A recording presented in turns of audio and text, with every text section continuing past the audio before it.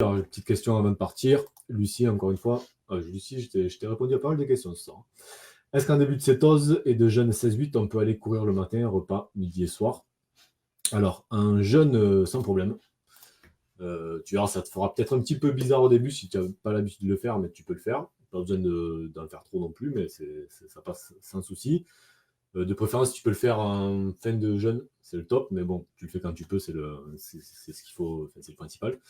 En début de cétose, par contre, là, il faut faire un petit peu plus attention parce que enfin, voilà, quand on rentre en cétose, on a tendance un petit peu à avoir des niveaux d'énergie au début qui sont un peu bas, avant que ça monte en flèche une fois que la cétose est bien installée.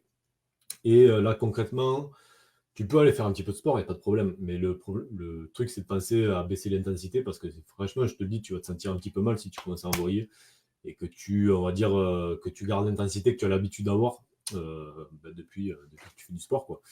Donc, bon, puis après, écoute-toi, tout simplement, écoute ton corps et vois un petit peu comment tu réagis. Si tu vois que tu te sens faible, tu n'es pas obligé d'aller courir. Ou si tu vas courir, tu le fais tranquillement ou tu fais une marche rapide. Bon, mais voilà, c'est tout pour ce soir. Encore merci à tout le monde de vous être connectés. J'enverrai le lien du replay à toutes les personnes qui l'ont demandé. Il y en a eu beaucoup, beaucoup qui l'ont demandé. Donc, je vais passer une bonne demi-heure à vous envoyer tout ça, mais il n'y a pas de problème, c'est avec plaisir. Et puis, je vous dis vendredi midi pour un nouveau live où on va sortir un petit peu le jeûne intermittent et la diète cétogène. On va parler un petit peu plus de mental et voilà, comment garder un petit peu. Enfin, voilà, je vais donner 2-3 trucs pour vous aider un petit peu à tenir. Voilà, pas abandonner vos projets, etc. Ça, c'est aussi très, très, très important. Donc, je vous dis un grand merci à toutes, à tous. Et je vous dis à très bientôt pour de nouvelles aventures.